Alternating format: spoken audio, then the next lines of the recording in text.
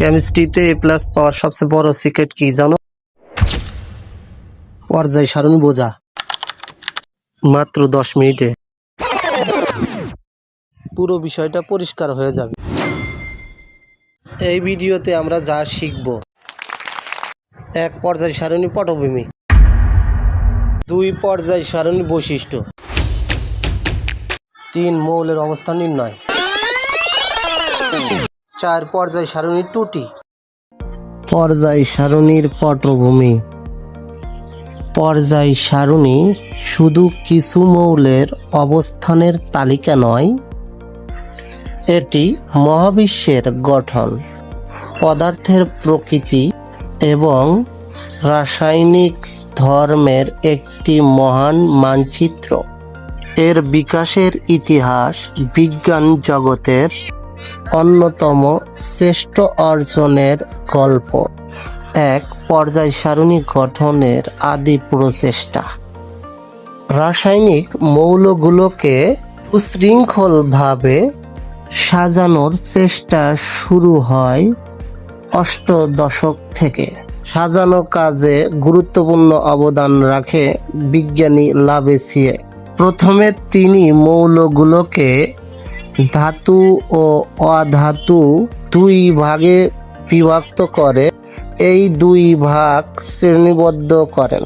মনে রেখো, এই অবদানের কারণে লাভেসিয়েকে আধুনিক রসায়নের জনক বলা হয়। পর্যায় সারণী গঠনে দ্বিতীয় ব্যক্তি হিসাবে যে অবদান রাখেন বিজ্ঞানী ডবরাইনের ত্রয় সূত্র। তার সূত্রকে ত্রয় বলার কারণ তিনি 3টি মৌল নিয়ে গবেষণা করেছেন, ফলে তার সূত্রকে ত্রয় সূত্র বলে। বিজ্ঞানী 1829 সালে লক্ষ্য করেন তিনি সমধর্মী মৌলকে পারমাণবিক ভরের ক্রমে সাজালে মাঝের মৌলটির পারমাণবিক ভর অপর দুইটি মৌলের পারমাণবিক গড় ভরের কাছাকাছি হয়। উদাহরণ: লিথিয়াম, সোডিয়াম, পটাশিয়াম। সোডিয়াম এর পারমাণবিক ভর ও লিথিয়াম পটাশিয়ামের গড় পারমাণবিক ভরের প্রায় সমান। এটি মৌলগুলোর মধ্যে গাণিতিক সম্পর্কের প্রথম সফল ব্যাখ্যা। পর্যায় সারণী তৈরিতে তৃতীয় ব্যক্তি হিসাবে নাম লেখান বিজ্ঞানী নিউল্যান্ড। 1866 সালে জন নিউল্যান্ড পারমাণবিক ভর অনুসারে মৌলগুলোকে সাজিয়ে দেখেন প্রতিটি অষ্টক মৌল প্রথম মৌলের মতো ধর্ম প্রদর্শন করেন। তিনি এই ঘটনাকে সঙ্গীতের অষ্টক এর সাথে তুলনা করেন। এটাই অষ্টক সূত্রের মূল কথা। পর্যায় সারণীতে সবচেয়ে বেশি অবদান যার, তিনি মেন্ডেলিভ। 1869 সালে মেন্ডেলিভ প্রথম কার্যকর ও গ্রহণযোগ্য পর্যায় সারণী তৈরি করেন। তার সবচেয়ে বড় অবদান: 1. মৌলগুলোকে সুশৃঙ্খলভাবে সাজান।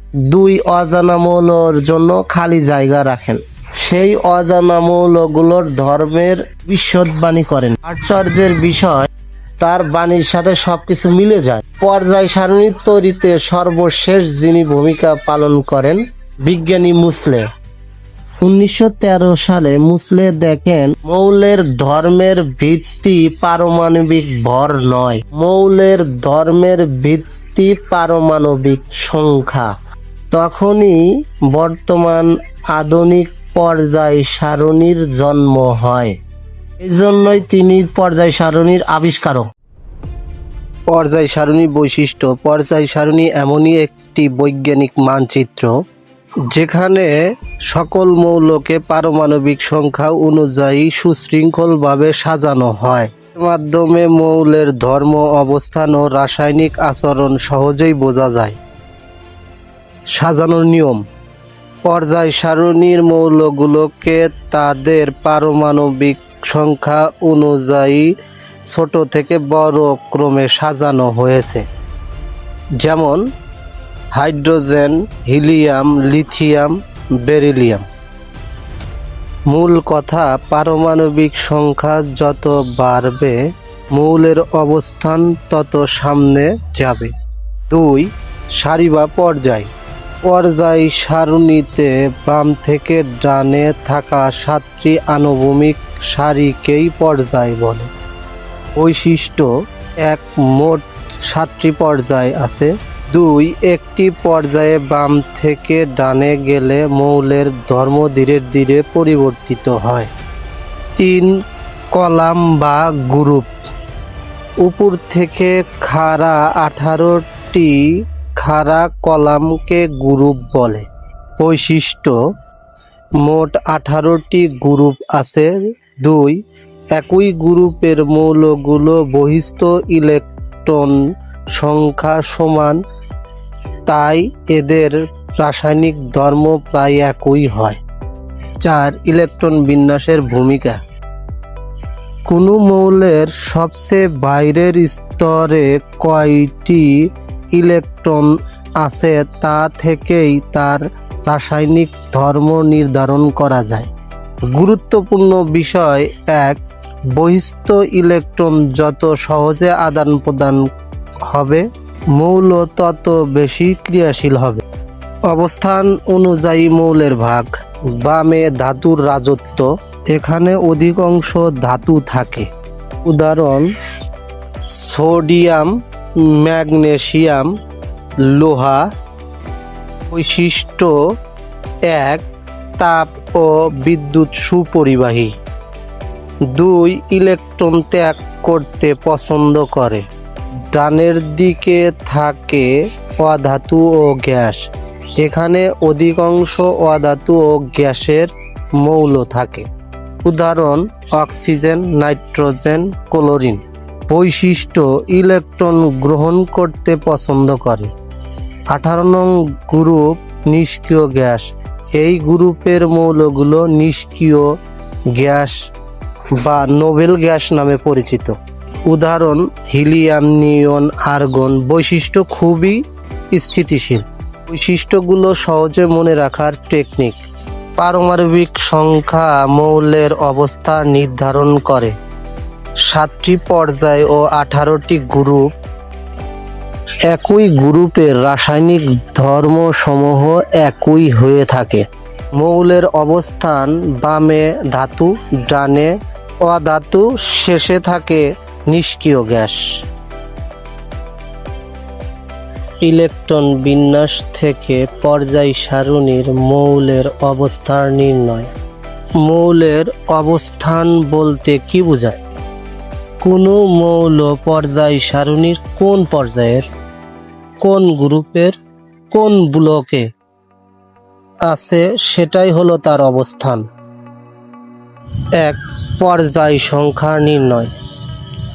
ইলেকট্রন বিন্যাসের সবচেয়ে বড় সংখ্যাটাই হবে পর্যায় সংখ্যা। উদাহরণ: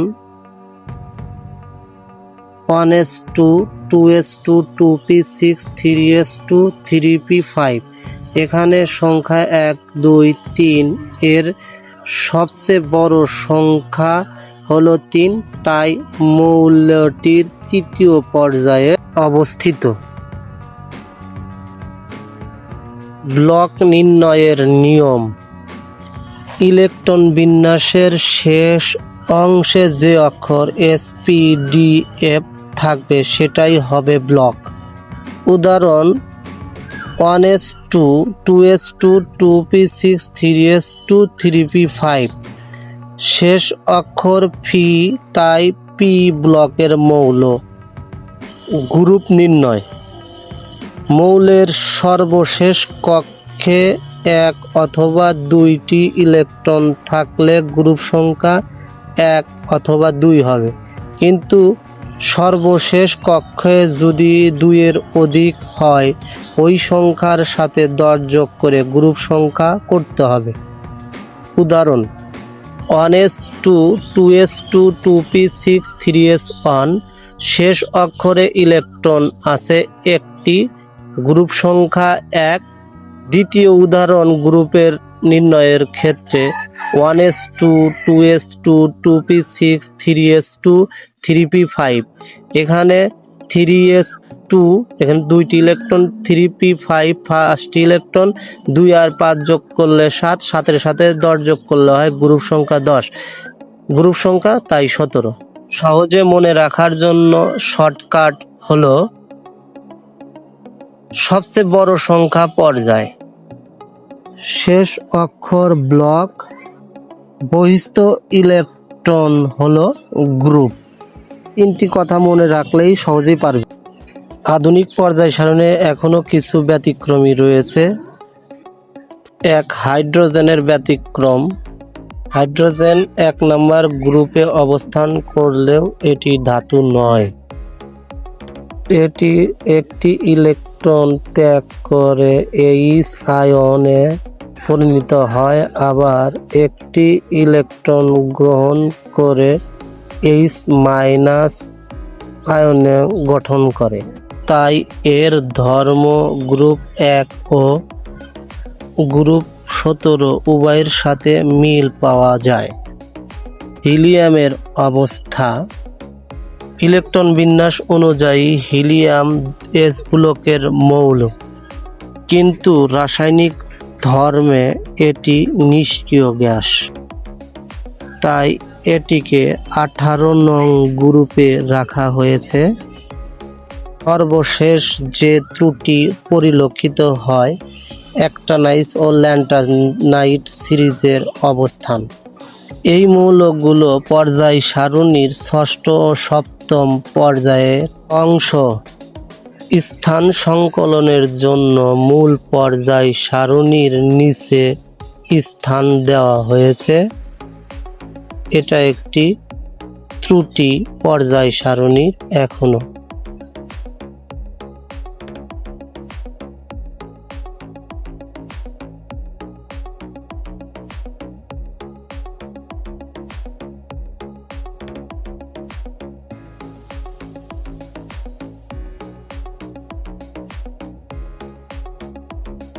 যদি ভিডিও ভালো লাগে লাইক, কমেন্ট, শেয়ার করুন। আর এই ধরনের ভিডিও